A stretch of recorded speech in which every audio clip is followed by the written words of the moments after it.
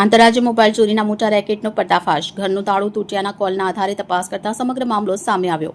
મકાનમાં તપાસ કરતા 47 મોબાઈલ બિનવારસી મળી આવ્યા. પોલીસે તપાસ કરતા 2 આરોપીઓ પાસેથી વધુ 64 મોબાઈલ મળ્યા. પોલીસે 30.54 લાખની કિંમતના 110 મોબાઈલ ફોન જપ્ત કરી કાર્યવાહી હાથ ધરી.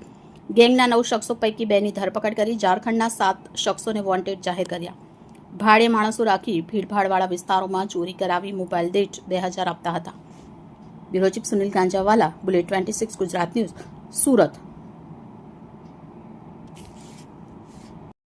એ લોકો મોટાભાગની જે જગ્યાઓ પસંદ કરતા, જેમાં રેલવે સ્ટેશન, બસ સ્ટેન્ડ, પછી શાકભાજીની જગ્યાઓ અથવા તો કોઈ એવી જગ્યાઓ જે વધારે પડતી ભીડભાડવાળી જગ્યાઓ હોય એ જગ્યાઓમાં ટાર્ગેટ કરવામાં આવતા હતા. ત્યાં સહેલાઈથી એ લોકો મોબાઈલ ચોરી કરી શકે અને પછી પોતે મોબાઈલ ચોરી કર્યા પછી ત્યાંથી બીજો એમનો માણસ આજુબાજુમાં હોય એ માણસને મોબાઈલ આપી દેવામાં આવે. એ વ્યક્તિ પછી જે સ્ટોરેજ કરવાની જગ્યા છે ત્યાં સ્ટોર કરી આપે અને પછી ફરીથી એ જ માણસોની આજુબાજુ ઇર્દ ગિર્દ રહે તાકી ચોરી થયેલો મુદ્દામાલ જે છે તાત્કાલિક સેફલી બીજી જગ્યા પહોંચાડી શકાય.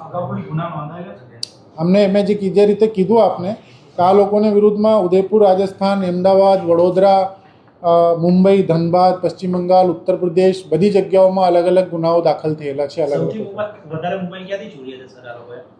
જે ચોરી કરેલા મોબાઈલ છે અલગ અલગ જગ્યાઓના છે, જેમાં મેં આપને કીધું એ પ્રમાણે 37 ગુનાઓ ડિટેક્ટ થયા છે.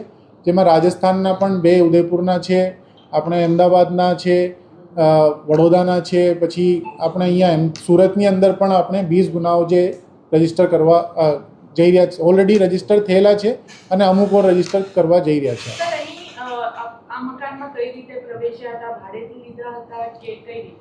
ના, એ મકાનમાં જે વિકતો મકાન માલિકે અમને કીધી કે એમને ખ્યાલ જ નહીં હતું કે એ લોકો એ મકાનની અંદર ઘૂસી ગયા છે. પોતાનું જે લોક મારેલો હતું એ લોક એમને તોડી અને પોતે અંદર જતા રહ્યા હતા. તે વખત જ્યારે પોતાનું મકાનનું ઇન્સ્પેક્શન કરવા ગયો તો એમને આ જોઈને આશ્ચર્ય પામ્યું કે આ મકાન તો મેં ભાડે આપેલું નથી, એમાં લાઇટ ને પંખા કઈ રીતે ચાલે છે. એટલે જ એને 100 નંબર ઉપર કોલ કર્યો હતો ને આ માત્ર 100 નંબરના કોલના ઉપરથી પોલીસે જે રેસ્પોન્સ આપ્યું એ રેસ્પોન્સના આધારે આ મોટી ટોળકી જે છે ડિટેક્ટ થવા પામી છે. ના, ત્યાંથી મોટાભાગની એમના જે પહેચાન પત્રો અને બાકીની વસ્તુઓ છે એ જ જોવામાં આવી છે. મોટાભાગના મોબાઈલ્સ જે છે રિકવર કરવામાં આવ્યા. કેટલા સમયથી આ રૂમની અંદર હતા લોકો સર?